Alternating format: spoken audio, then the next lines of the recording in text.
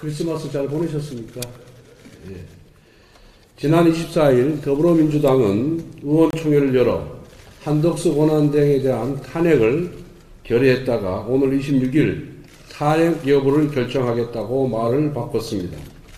지난 15일에는 이재명 대표가 권한대행 탄핵은 없다고 했다가 다시 24일에는 탄핵하겠다고 으름장을 놓았다가 바로 당일 탄핵 여부를 지켜보겠다며 당론을 바꾼 것입니다. 국가적으로 너무나 위급하고 엄중한 시기에 대통령 권한대행 탄핵이라는 엄청난 사안을 놓고 오락가락하며 탄핵 인질극을 벌이고 있습니다. 이런 형태는 한마디로 민주당이 얼마나 무책임한 정치 집단인지, 국정 안정에 협력하겠다는 말이 얼마나 새빨간 거짓말인지, 이재명 대표 사법 리스크를 덮을 수만 있다면 국정을 마비시키고 정부를 초토화시키고 국가를 침몰시켜도 상관없다는 민주당의 본색을 드러내고 있습니다. 민주당의 제멋대로 행보는 권한대행 탄핵 정족수에 대한 억지 해석에서도 볼 수 있습니다. 민주당은 국회 가반동의로 권한대행을 탄핵할 수 있다고 우기는 중입니다. 그러나 이는 헌법의 기본 취지를 망각한 무지한 주장입니다. 다른 국무위원과 달리 대통령 탄핵 정족수가 3분의 2인 이유가 무엇입니까?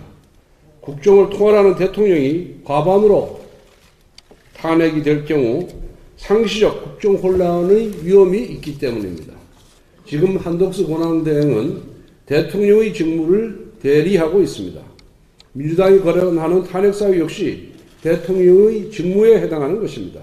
당연히 탄핵 정족수는 대통령을 그 기준으로 해야 합니다. 헌법재판소가 발간한 해설서를 보더라도 헌법재판연구원이 헌법재판소법 주석입니다. 권한대행자의 탄핵소추 발의 및 의결의 정족수는 대행되는 공직자의 그것을 기준으로 한다라고 명백하게 밝히고 있습니다. 만약 민주당의 주장처럼 국회 가반만으로 한덕수 권한대행을 탄핵한다면 그 다음 권한대행 역시 과반으로 탄핵이 가능합니다. 이와 같은 연쇄 탄핵의 결과는 바로 국정 초토화입니다. 민주당이 국정 초토화까지 불사하며 탄핵안을 난사하는 이유는 단 하나, 조기 대선으로 이재명 대표의 사법 리스크를 가려보겠다는 계산입니다. 즉 선거로 범죄를 덮겠다는 뜻입니다. 이재명 대표는 전과 사범입니다. 현재 8개 사건에서 12개 혐의로 5개의 재판부에서 재판을 받고 있습니다. 대한민국 헌정사에서 이렇게 다양한 범죄 혐의를 받고 있는 대선 후보를 위해 이렇게 많은 국회의원들이 이렇게 무도한 일을 자행한 적이 단 한 번도 없었습니다. 민주당은 국정 초토화 작전을 당장 멈추길 바랍니다. 여러분은 지금 조기 대선의 단꿈에 빠져 있겠지만 여러분의 악행은 반드시 국민의 심판으로 되돌아올 것입니다. 헌법재판관 임명 문제에 대해서 말씀드리겠습니다. 국회가 대통령 탄핵 심판의 소추인입니다. 탄핵 소추인인 국회가 탄핵을 심판하는 헌법재판관을 추천하는 것은 마치 검사가 판사를 고르는 것과 마찬가지입니다. 그것도 전체 3분의 1에 해당하는 9명 중 3명씩이나 추천하는 것은 탄핵 심판의 공정성을 매우 크게 훼손하는 것입니다. 이미 판례가 있습니다.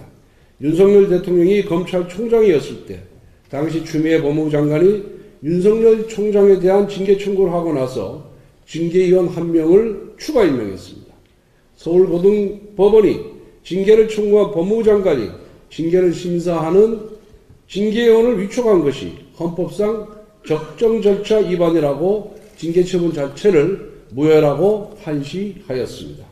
이러한 판례에 비추어 볼 때 국회가 추천한 헌법재판관 3인 임명을 함부로 강행하면 탄핵 심판 자체가 무효화될 수도 있는 중대 사안입니다. 그리고 박근혜 대통령이 아직 직무정지일 때 황교안 권한대행이 헌법재판관을 임명하지 않았고 탄핵이 인용된 이후에 임명한 전례가 있습니다. 그때와 180도 달라진 민주당의 말 바꾸기를 논하자는 것이 아니라 명확히 남아있는 과거의 선례를 따르자는 것입니다. 한덕수 권한대행은 민주당의 협박과 강요에 따라 헌법재판관을 임명해서는 안 된다는 것을 분명히 말씀드립니다.